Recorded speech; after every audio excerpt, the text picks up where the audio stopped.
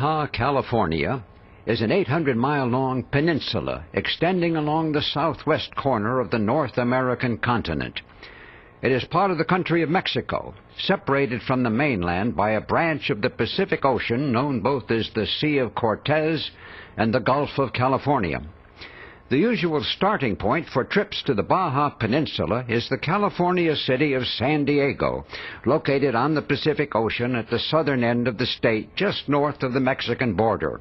Here is where our journey begins.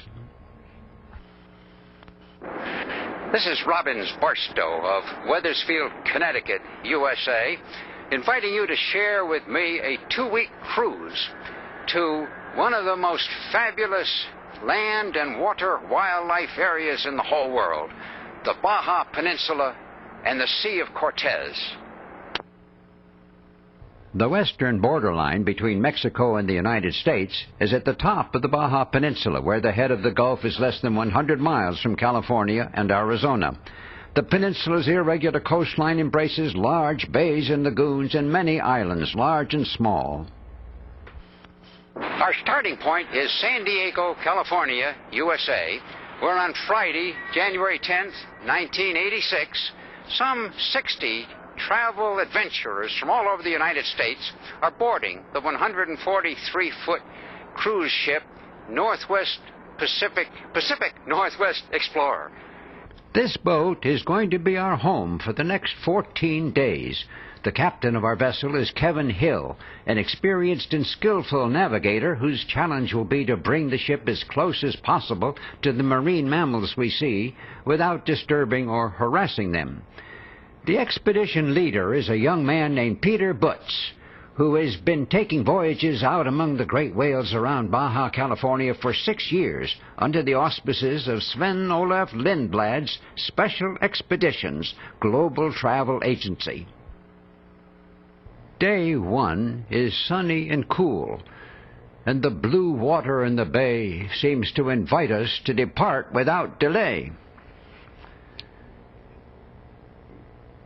Shortly after noon, the passengers walk up the gangplank from the dock onto the ship and search out the cabins below decks where they will be bunking for the coming 2 weeks. At about 3 p.m., the boat leaves the dock and heads out into the harbor of San Diego Bay. As the city skyline looms behind us, we encounter our first wildlife. Some sea lions are sunning themselves on a harbor buoy as we pass. San Diego is a major United States naval port, and we see a number of warships anchored in the bay. They had warned us about giant mosquitoes, though we didn't really think they'd be this big, so we were relieved to have this flotilla turn out to be just a line of Navy helicopters flying by. On days such as this, there are many sailing boats out on the bay. San Diego is also a shipbuilding base, and they happen to be launching a new submarine on this particular day as we are heading out from the harbor. San Diego Bay is shielded from the Pacific Ocean by a large rocky promontory, which is known as Point Loma. This is a favorite land-based site from which to look for whales as they pass down the coast. As we head out through the broad mouth of the bay, with the city disappearing behind us, we get a good view of Point Loma. Then out on the open sea, the ship shifts into cruising speed and we head south along the coast, very shortly crossing over into Mexican waters. At this point, all hands gather along the ship's railings, straining our eyes to see who may be the first to sight a broad gray back in the water. There. Or a white spout of spray. There. Bringing us into the eagerly awaited company of great whales. There's always a special excitement about seeing the first whales on any whale-watching trip.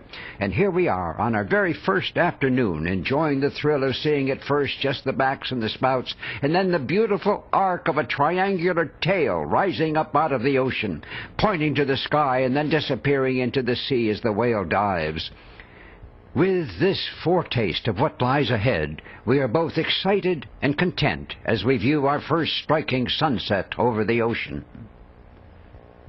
The second day of our journey we spend entirely at sea, heading steadily south along the Baja coast. But what a wondrous day this is to be of close encounters of the cetacean kind.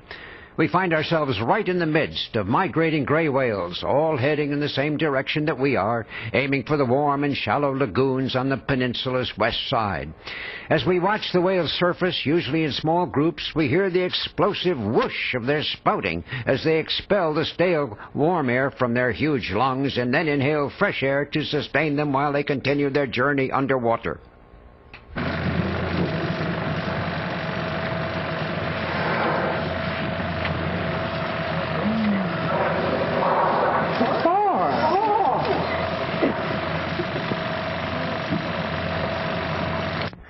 When the grays surface, they generally blow 3 to 5 times in rapid succession and then dive with their tail flukes raised into the air as they descend to a lower depth where they remain for 8 or 10 minutes before rising to the surface to breathe again. Water covering the surface of the twin blowholes on the tops of their heads accounts for the spray-like whiteness of their spout as the expelled air condenses in the cooler atmosphere at the surface. We are not really prepared for our next encounter, one of the most thrilling and magnificent spectacles of nature to be seen any place on Earth. Over on the horizon we see a wide, dark band with intermittent flashes of sunlight. As we watch in awestruck wonder, we see this incredible mass of shining bodies come rushing toward our ship. Suddenly we realize that these leaping swimmers are dolphins, literally hundreds and hundreds of them, converging in a crowd stretching as far as the eye can see. From the colorful markings on their sides, we can see that this is a species of dolphin known as the common dolphin. Herman Melville describes these dolphins by saying, "They always swim in hilarious shoals, which upon the sea keep tossing themselves to heaven, like caps in a 4th of July crowd." Common dolphins are found in the temperate waters of all oceans, and they often travel in incredibly large herds, which can number as many as 3,000. These dolphins seem to love mass visits to passing boats. They all dash over and will spend many minutes frolicking around and under the ship, apparently taking turns with their favorite sport of riding the bow waves. They have a pointed triangular dorsal fin and a dark V-shaped patch on their side, which gives them the nickname of saddleback.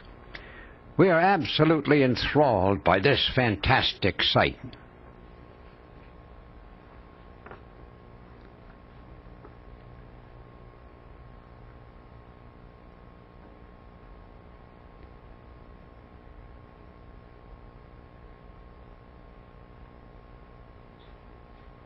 We could watch their graceful forms and spirited antics all afternoon, but suddenly, all at once, as if on cue, the entire herd turns tail and heads off en masse away from the ship to some other destination.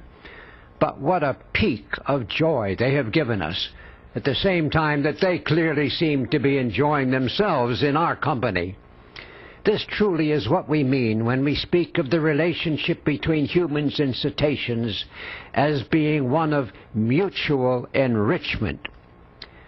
Cetacean is the scientific name for all whales, dolphins, and porpoises.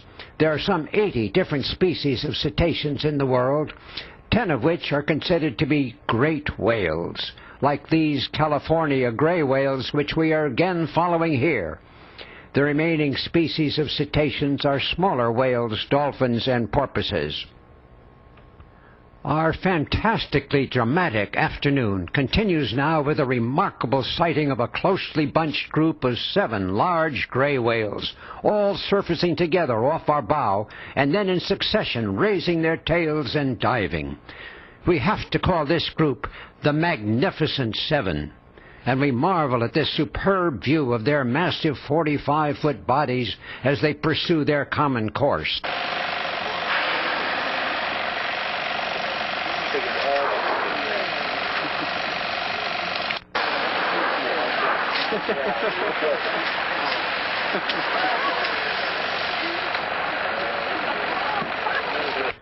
This wonderful second day of our voyage ends with a close encounter with another species of dolphin, the Pacific white-sided dolphin. As they swim alongside our boat and position themselves to ride the bow waves, they appear equally graceful but less frolicsome than the common dolphins. Far fewer in number, they glide peacefully beneath the surface, propelled by the up and down motion of their exquisite, flat, horizontal tails. We are favored with a sea so calm and mirror-like that we can see the reflection of the ship's bow as we watch the streamlined bodies flow smoothly through the water. A special guest aboard this voyage of the Pacific Northwest Explorer is the outstanding British wildlife artist Keith Shackleton.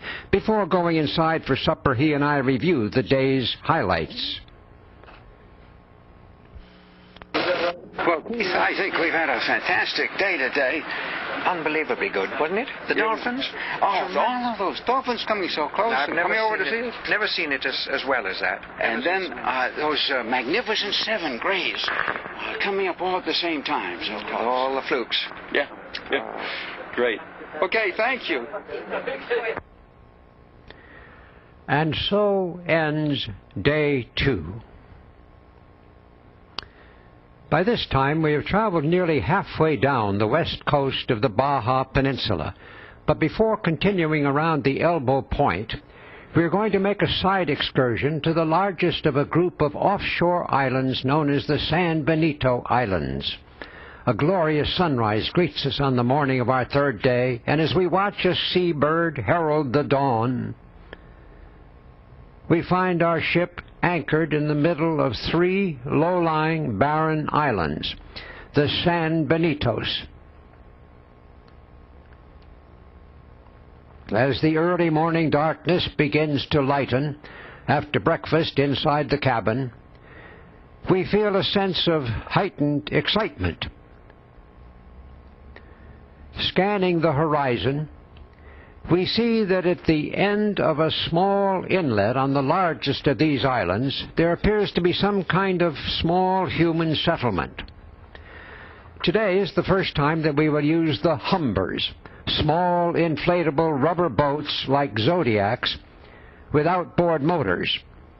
There are 5 of them stacked on the deck, and we will soon become accustomed to having them swung out and lowered over the side into the water when we are leaving the main ship for some special onshore or on the surface activity.